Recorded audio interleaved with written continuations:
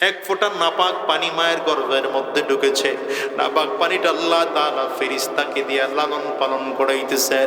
আপনি জানেন আল্লাহ তাআলা 2 শিফটে 70,000 করে করে ফেরেশতা, 1,40,000 ফেরেশতা আপনার আমার জন্য আল্লাহ তাআলা নির্ধারণ করে পাহারাদার বানায় রাখছে।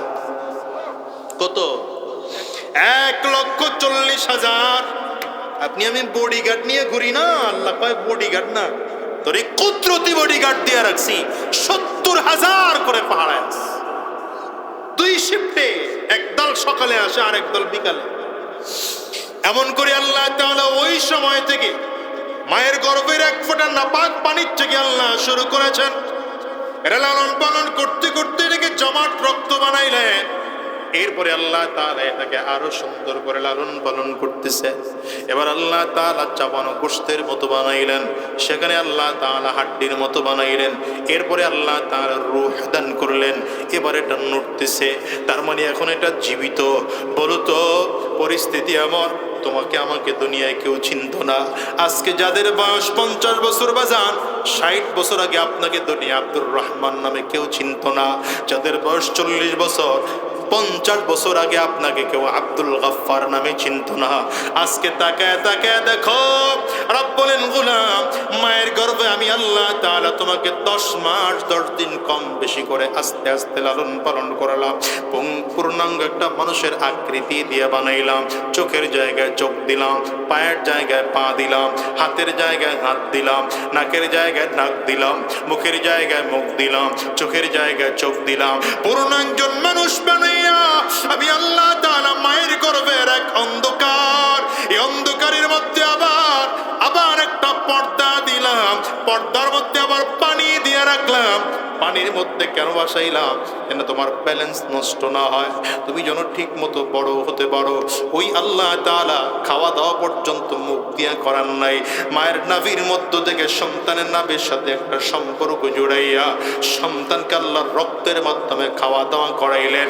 ধীরে ধীরে আল্লাহ তাআলা বড় বানাইলেন। পূর্ণাঙ্গ মানুষ যখন হইলা, পদ্ধতির মাধ্যমে তুমি দুনিয়ায় ভূমিষ্ঠ হইলা। তোমার কান্নার কারণে সবাই খুশি, কিন্তু তুমি এমন দুর্বল, তুমি কথা বলতে পারো না, ইশারাও দিতে পারো না। কেউ তোমাকে জিজ্ঞাসা করলে কথাও বলতে পারো না, উত্তরও দিতে পারো না। কেউ তোমারে মারলে পিটাইলে প্রতিমাটুকু পর্যন্ত করতে পারো না। খুলিকাল ইনসানু হালুআ। আল্লাহ বলেন মানুষকে আমি বড় দুর্বল করে বানাইলাম, দুর্বল করে বানাইলাম। এত দুর্বল, সন্তানকে মা পাশে নিয়ে ঘুমাইতেছে। ঘুমের মধ্যে মায়ের হাতটা বাচ্চার নাকের মধ্যে পড়ে গেছে। বাচ্চার শ্বাস বন্ধ হয়ে যায়। বাচ্চা মাকে যে ডাক দিবে, মা হাতটা সরাও, এই কথা বলার মতো ক্ষমতা যোগ্যতা বাচ্চার মধ্যে নেই। নিজের হাতটা মায়ের হাত যে সরায় দিবে, এই ক্ষমতাটা বাচ্চার নাই। নিজে সরে যাবে, এই ক্ষমতাটাও বাচ্চার নাই। রব কয় গোলাম আমার দিকে তাকায় দেখো, লা তাখুযুহু সিনাতুন ওয়ালা নাওম। গভীর রাতে যখন তোর মায়ের হাতটা তোর নাকের মধ্যে পড়ে গেল, ওই নাক থেকে হাত সরায় দিলাম আমি আল্লাহ। বলেন কে? আঙ্গুল উঁচা করে চিল্লায়া জোরে বলেন কে? আমার আল্লাহ তাআলা এমন করে করে ছোট ছোট থেকে আস্তে আস্তে করে বড় বানাইলেন। দেখেন তো, জন্মের পরে আল্লাহ তাআলা দাঁত আপনার আমার মুখের মধ্যে দেন নাই। কেন দাঁত দেন নাই? দাঁত হলো শক্ত খাবার খাওয়ার জন্যে, কিন্তু পাকস্থলী নরম। আল্লাহ বলেন শক্ত খাবার খাইলে তুমি পাকস্থলীতে নিতে পারবা না। এই জন্য আমি আল্লাহ তাআলা তোমাকে দাঁত দেই নাই, মাড়ি দিলাম, তাও নরম মাড়ি দিলাম। দুনিয়ার কোনো খাবার নয়, তোমার মায়ের কাছে তোমার জন্য একটা কুদরতি খাবার রেডি করে রাখলাম। যে খাবারটা বেশি গরম না, বেশি ঠান্ডা না, বেশি পাতলা না, বেশি ঘন না, বেশি গরম না, আবার বেশি ঠান্ডা না। আমি আল্লাহ তোমার শরীরের জন্য যেটা উপকারী এমন খানা তোমার জন্য দিয়ে দিলাম। 6 মাস হয়ে গেল, 1 বছর হয়ে গেল বান্দা। এইবার তোমার মুখের মধ্যে 1টা 2টা দাঁত দিলাম, কারণ তুমি মায়ের খাবারের পাশাপাশি যেন হালকা হালকা হালকা হালকা খানা খাইতে পারো, একটু একটু খানা খাইতে পারো। কেন? তোমার পাকস্থলী আগের তুলনায় আর একটু শক্ত হয়েছে। এইবার আস্তে আস্তে বয়স বাড়ে, দাঁত বাড়তে আরম্ভ করেছে। 5 বছর 7 বছর হয়ে গেল, এখন পূর্ণাঙ্গ দাঁত উঠে গেল। এবার আল্লাহ তাআলা কয় বান্দা দাঁত কেন দিলাম? কারণ পাকস্থলী আরো শক্ত হলো। 7 বছর 8 বছর হয়ে গেলে আগের দাঁতগুলো ফালাইয়া আল্লাহ নতুন আবার শক্ত দাঁত শরীরের মধ্যে দিয়ে দিলেন। এবার বান্দা গরুর হাড্ডি চাবায়া খাও, খাসির হাড্ডি চাবায়া খাও, মহিষের হাড্ডি চাবায়া খাও, শক্তরির চাবায়া চাবায়া খাও। আমি আল্লাহ তাআলা এবার তোমাকে ধীরে ধীরে বড় বানাইলাম। যত জওয়ান যত বয়স বাড়তেছে দেখবেন এই বুড়া বয়সের মধ্যে হিসাব করে দেখেন না, 10 বছরের বাচ্চাটা যেই পাতিলার খানা খায় 50 বছরের মুরব্বীও একই পাতিলার খানা খায়। 10 বছরের সন্তানের ওই খানা খাইয়া আস্তে আস্তে শক্তি বাড়তেছে। 50 বছরের বৃদ্ধ বাজারের শক্তি ধীরে ধীরে কমতেছে। কে খাবার মধ্যে শক্তি দিল আর কে খাবার থেকে শক্তি কেড়ে নিল বলেন তো? একই মহিলা রান্না করলো, একই তরকারি খাইলেন, একই মাছের মাথা খাইলেন, একই পাতিলার ডাল খাইলেন, একই পাতিলার তরকারি খাইলেন, কিন্তু একজনের শক্তি ভালো হয় আর একজনের শক্তি ধীরে ধীরে কমে যায়। রব বলেন গোলাম আমি আল্লাহ তোমার বয়স যখন 15-20 বছর বানাইলাম, তোমাকে জওয়ান বানাইলাম, তোমার মধ্যে জওয়ানের শক্তি দিলাম। এখন তোমার বয়স 25, গোটা এলাকাটা তোমার ভয়ে থরথর থরথর করে কাঁপতে থাকে। তুমি আওয়াজ তুললে তোমার এলাকার নেতাও বড় খুশি হয়। সব দলের কাছে তোমার খুব অত্যন্ত দাম। আওয়ামী লীগের লোকও তোমাকে ডাকে, বিএনপির লোকও তোমাকে ডাকে, জামাতের লোকও তোমারে ডাকে, চরমনাইওয়ালারাও তোমারে ডাকে। সব দলের লোকের কাছে তোমার বড় দাম, কারণ আজকে তুমি যুবক, তোমার অনেক শক্তি আছে, তোমার পাওয়ার অনেক, তোমার ক্ষমতা অনেক। আল্লাহ বলেন গোলাম এই শক্তি কেন তোমারে দিলাম জানো? দুনিয়ার কোনো তন্ত্র আর মন্ত্রের পেছনে দৌড়ানোর জন্য না, দুনিয়ার তালে পড়ে দুনিয়া কামাই করার জন্য না।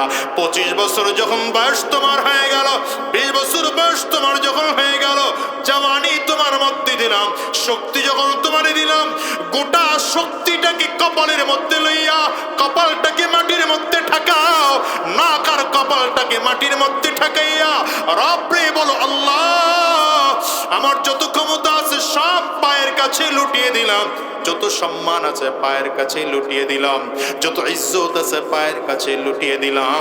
আমার দুনিয়ায় কোনো ইজ্জত নাই, ক্ষমতা নাই, সম্মান নাই, কিছুই নাই। সুবহানা রাব্বিয়াল আ'লা।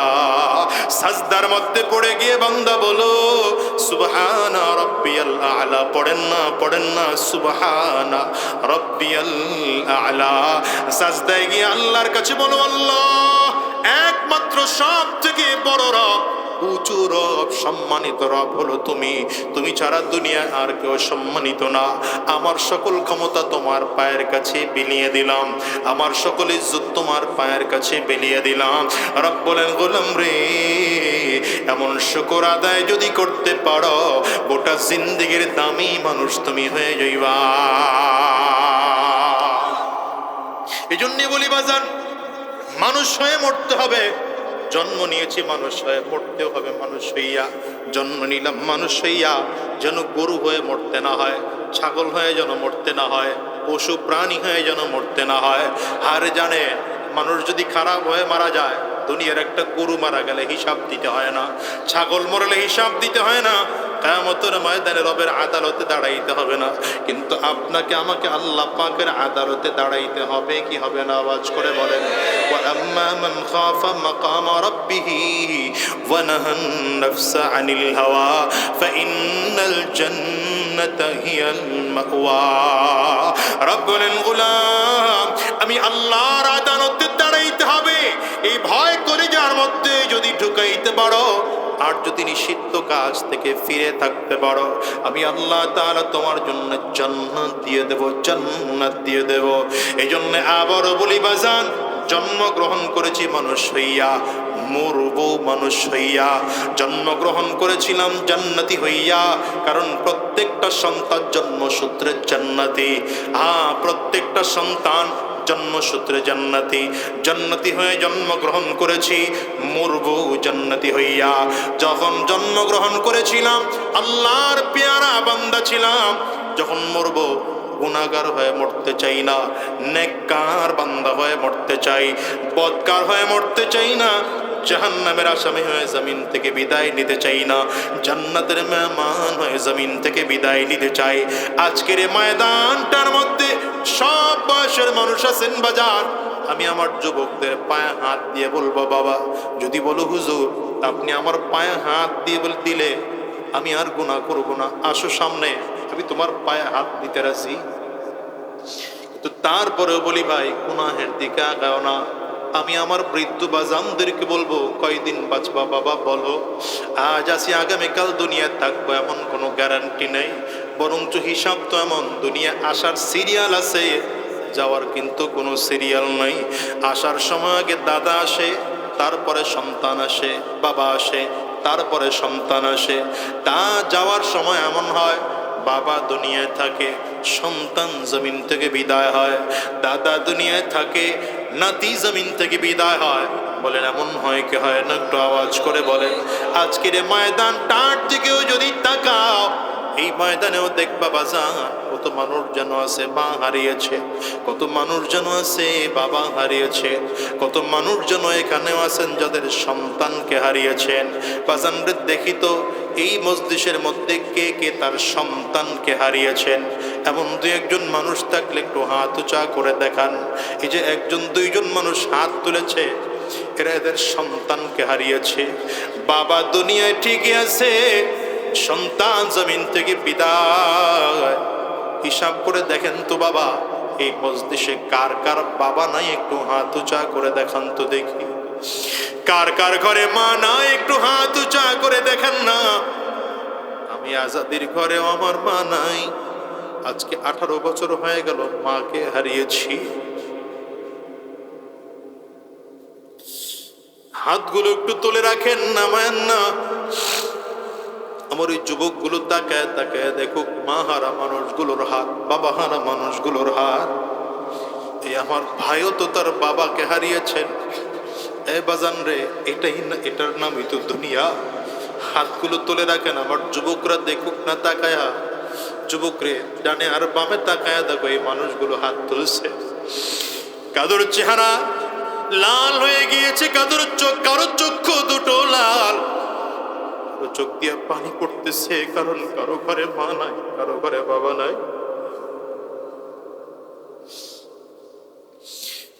এমন একটা দিন এই দুনিয়ার মধ্যে আসবে যেদিন তোমার আব্বা আম্মার মতো তোমাকে আমাকেও জমিন থেকে বিদায় হওয়া লাগবে, ঠিক না বেঠিক বাজান বলেন না? এই জন্য অনুরোধ করে গেলাম, গুনাহের কাজ করা যাবে না, গুনাহের কাজ করা যাবে না।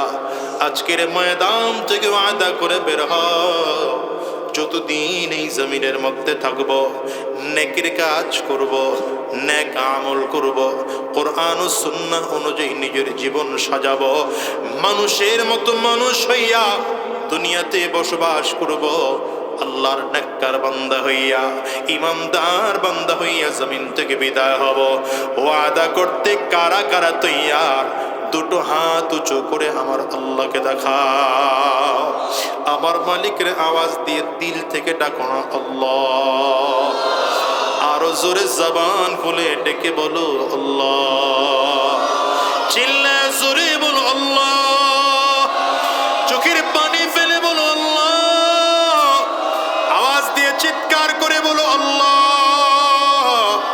আয় আল্লাহ, সবাই মিলে ওয়াদা করলাম হারাম রাস্তায় কদম বাড়াবো না, শয়তানি রাস্তায় কদম বাড়াবো না, গুনাহের রাস্তায় কদম বাড়াবো না, দ্বীনের পথে চলবো, ইসলামের পথে চলবো, কোরআনের পথে চলবো। আল্লাহ তুমি কবুল করে নাও। জবান খুলে বলো আমিন, আওয়াজ দিয়ে চিল্লায় বলো আল্লাহুম্মা আমিন। আসসালামু আলাইকুম ওয়া রাহমাতুল্লাহি ওয়া বারাকাতুহু।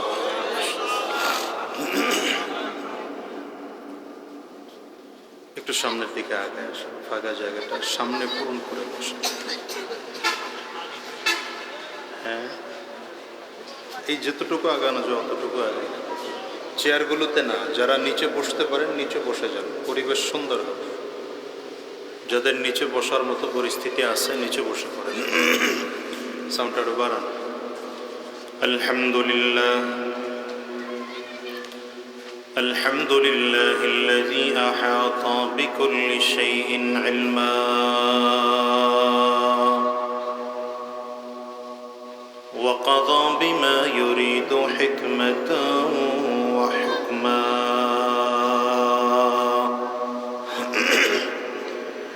وأنعم بالنعم ابتلاء وامتحانا ونشهد أن لا إله إلا الله وحده لا شريك له ونشهد أن محمدًا عبده ورسوله اللهم صل على محمد وعلى آله وصحبه وسلم تسليما كثيرا كثيرا أما بعد فأعوذ بالله من الشيطان الرجيم بسم الله الرحمن الرحيم ولقد كرمنا بني آدم صدق الله العظيم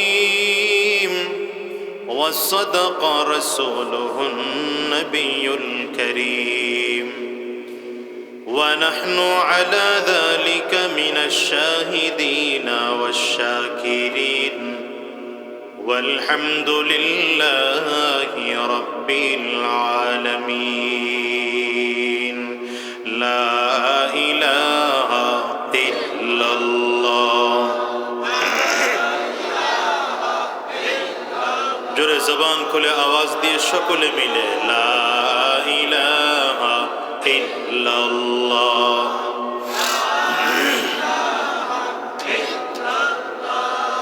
লা ইলাহা ইল্লাল্লাহ লা ইলাহা ইল্লাল্লাহ লা ইলাহা ইল্লাল্লাহ মুহাম্মাদুর রাসূলুল্লাহ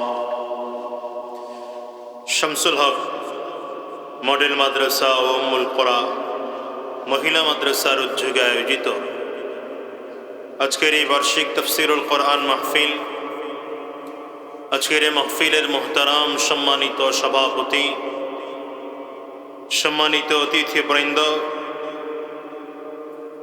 প্রধান অতিথি জনাব মোহাম্মদ তাজুল ইসলাম সাহেব আপনাদের শ্রীনগর ইউনিয়ন পরিষদের সম্মানিত চেয়ারম্যান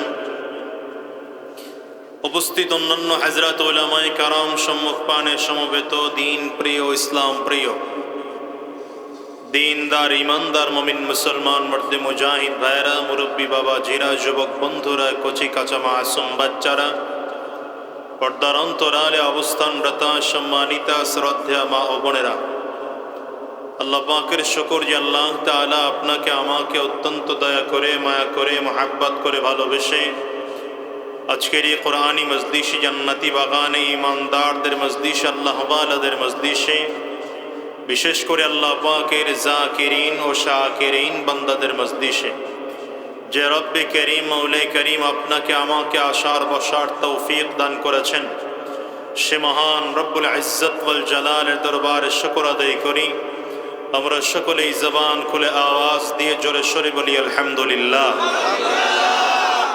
মাথা নিচের দিকে নিয়ে না যারা আলোচনা শুনতে বসছেন যিনি আলোচনা করেন তার চেহারার দিকে তাকিয়ে আলোচনা শোনা এটা মজলিসের আদব আর মোবাইল যারা চালাইতেছেন ফেসবুক টেসবুক বন্ধ করে দেন জীবনে বহুত চালানো হয়েছে ফেসবুক আমাদের দেশের ওই সকল যুবকরা যারা এই ফেসবুকে সময় কাটায় যদি নিজেরে নিজে প্রশ্ন করা হয় যে কত ঘন্টা প্রতিদিন ফেসবুকে কাটাইলাম, হিসাব বের করতে পারবেন না।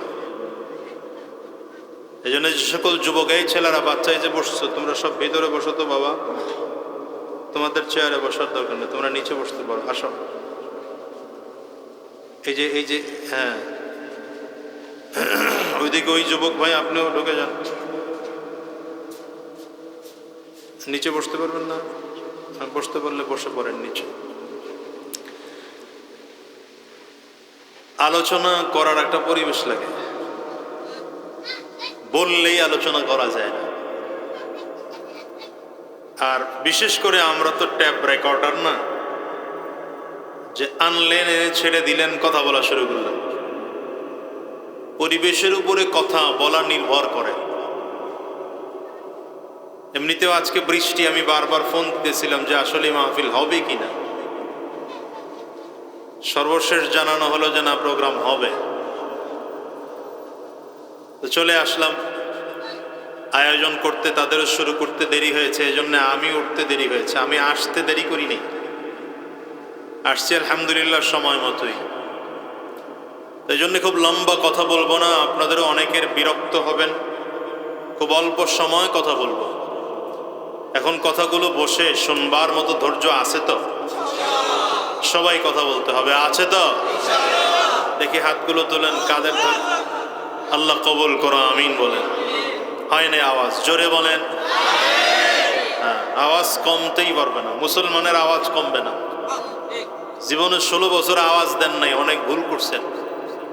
কথা কন না, আওয়াজ না দিয়ে ভুল করছেন। আর আমরা হুজুররা কিছু আওয়াজ দিতে গিয়ে আমাদের কারো মামলা টাকা খাওয়া লাগছে। কথা বলেন না কেন? কারো জেলে ঢুকতে হয়েছে। তো আলহামদুলিল্লাহ আমাদের হুজুরদের আওয়াজ বন্ধ হয় নাই, কেউ বন্ধ করতে পারবেও না। কথা বলেন না কেন? ঠিক না? যে আয়াতে কারিমা তিলাওয়াত করেছি, আল্লাহ রাব্বুল আলামিন বলেন, ওয়ালাকাদ কাররামনা বনি আদম। আল্লাহ তাআলা গোটা পৃথিবীর সকল মাখলুকদের মধ্য থেকে মানুষকে সব থেকে শ্রেষ্ঠ, সম্মানিত করে তৈরি করেছেন। এই পৃথিবীতে আল্লাহ তাআলা কত মাখলুক বানিয়েছেন, কত সৃষ্টি আল্লাহর আছে। আমরা অনেকে স্বাভাবিক পর্যায়ে বলি যে 18,000। মূলত কথা হচ্ছে, রইসুল মুফাসসিরিন আব্দুল্লাহ ইবনে আব্বাস রাদিয়াল্লাহু আনহু বলেন যে আল্লাহ তাআলা দুনিয়ার মতো আরো 40,000 জগৎ সৃষ্টি করেছেন। দুনিয়ার মতো আরো কত? প্রতিটা জগতে আল্লাহ তাআলা সেই জগতে বসবাস করার মতো উপযুক্ত মখলুক আল্লাহ তাআলা বানাইছেন। তাহলে চিন্তা করেন, 40,000 জগৎ। এই 40,000 জগতের মধ্যে আল্লাহ তাআলা কত মখলুক বানায় রাখছেন। এই সব মখলুকদের মধ্য থেকে আল্লাহ তাআলা মানব জাতিকে শ্রেষ্ঠ ঘোষণা দিয়েছেন। শুধু মানব জাতি, আল্লাহ তাআলা শ্রেষ্ঠ ঘোষণা দিলেন। দেখেন, মানুষের চেহারাও সুন্দর করে বানাইছে। একজন মানুষকে দেখতে কত সুন্দর লাগে, যত কালো হোক, যত কুৎসিত হোক।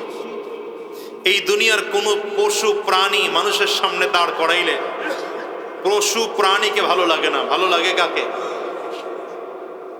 কালো মানুষ, কিন্তু সে অন্যান্য প্রাণীর থেকে সুন্দর। কুৎসিত মানুষ, কিন্তু সে অন্যান্য প্রাণীর থেকে সুন্দর। এই যে ইমামে আজম আবু হানিফা রহমতুল্লাহ আলাইহি, তার যুগে একজন মুরব্বী খোলা আকাশের নিচে তার বিবির সাথে গল্প করতেছে। গল্প করে করে এক পর্যায়ে বিবির প্রশংসা করতেছে, তুমি তো অনেক সুন্দর, আমার চোখে অনেক সুন্দর। প্রতিটা স্বামীর উচিত তার বিবিকে সব থেকে সুন্দর দেখা। কথা বল না? আমাদের দেশের যুবকগুলোর চরিত্র নষ্ট হয়ে গেছে। এই জন্য যুবকদের চরিত্রে নষ্ট হওয়ার কারণে চোখও নষ্ট হয়ে গেছে। কারণ গোটা অঙ্গ নির্ভর করে কলবের উপরে। মানুষের দিল যখন ভালো হয় গোটা অঙ্গটা ভালো হয়। রাসূলুল্লাহ সাল্লাল্লাহু আলাইহি ওয়াসাল্লাম হাদিসে বলেছেন, আলা ইন্না ফিল জাসাদি লামুদগা। মামা এই তাকান আমার দিকে, এখন কিছু করেন না, যা আছে আমরা থাকুন, কিচ্ছু ঘোরানোর দরকার নেই। সাউন্ডটা দেখা একটু বাড়ানো যায় কিনা। সাউন্ডটা আমার কাছে মানে পারফেক্ট মনে হয়। আজ যাও, যা হয়েছে চলো, এর থেকে আর কিছু করার দরকার নেই।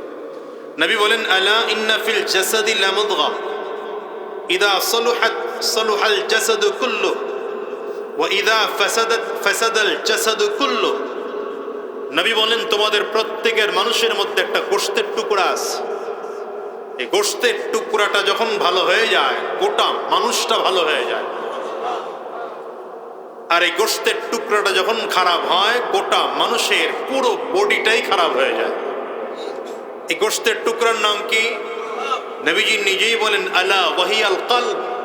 এই গোশতের টুকরার নাম হলো কলব অথবা দিল, অন্তর।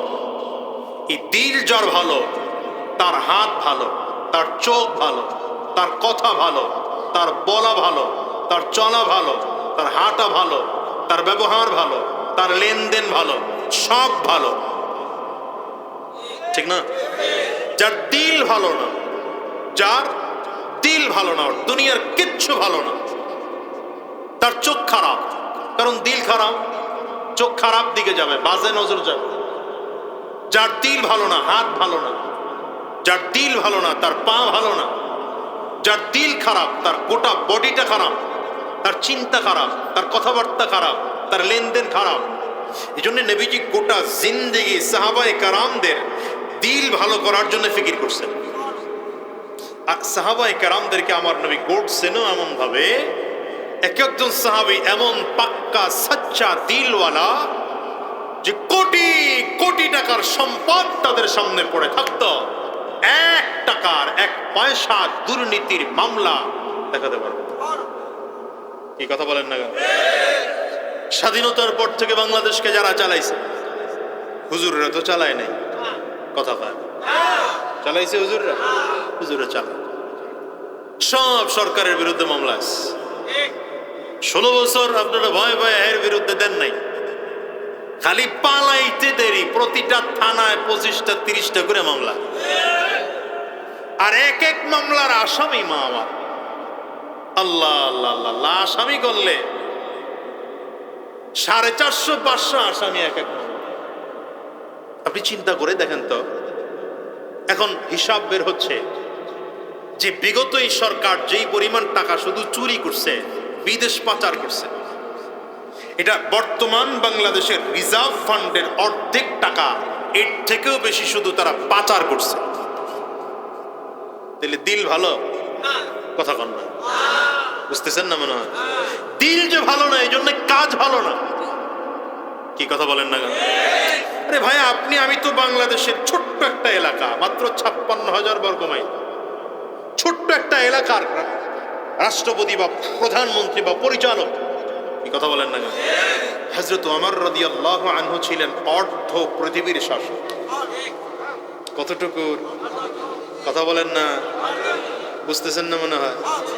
অর্ধ পৃথিবীর শাসক, 2.25 কোটি বর্গ মাইলের শাসক। কোন কোন বর্ণনা এসছে তখনকার আবাদি জমিন যতটুকু ছিল এর 3 ভাগের 2 ভাগ এলাকার শাসক ছিলেন হযরত ওমর। এটা দুর্নীতির মামলা আছে, চুরির মামলা আছে, ডাকাতির মামলা আছে, খুনির মামলা আছে, ছিনতাইয়ের মামলা আছে। বরঞ্চ ইতিহাস কি শিক্ষা দেয় আমাদের? আল্লাহু আকবার। হযরত ওমর মদিনা থেকে সিরিয়ায় গিয়েছেন একবার। কোথায় মদিনা, কোথায় সিরিয়া? হযরত ওমর রাদিয়াল্লাহু আনহুর একটা চমৎকার আমল ছিল, রাতের অন্ধকারে একা একা বের হতেন ছদ্মবেশে মানুষের খোঁজ খবর নেওয়ার জন্য। ছদ্মবেশে বের হতেন। দেখবেন এই যে এলাকার জনপ্রতিনিধি যারা হতে চায় বা হয়েছে, বিশেষ করে আমি, আমার খুব ভালো মানুষ আমার কাছে, আমি তো আগে চিনি না বা জানিও নাই, পরিচয় ছিল না। আজকে এখানে আসার পরে এই যতটুকু কথা হয়েছে 10, 12, 15 মিনিট একসাথে খাওয়া দাওয়া হইলাম, আমার কাছে মনে হলো ভালো মানুষ, আমার ভাইটাকে আল্লাহ পরিপূর্ণ দিনদার হিসেবে কবুল করুন, আমিন বলেন। আমি আমার ভাইকেও বলবো, প্রতিজন জনপ্রতিনিধির উচিত হচ্ছে রাতের বেলায় একা একা অন্ধকারে নির্জনে মানুষের বাড়ি গাড়ি গিয়ে গিয়ে খোঁজ খবর নেওয়া, কে কি অসুবিধার মধ্যে আছে, কে কি সমস্যার মধ্যে আছে। দেখবেন এটা যদি থাকে আপনাকে কেউ কোনোদিন হারাতে পারবে না, হৃদয় জয় করবে।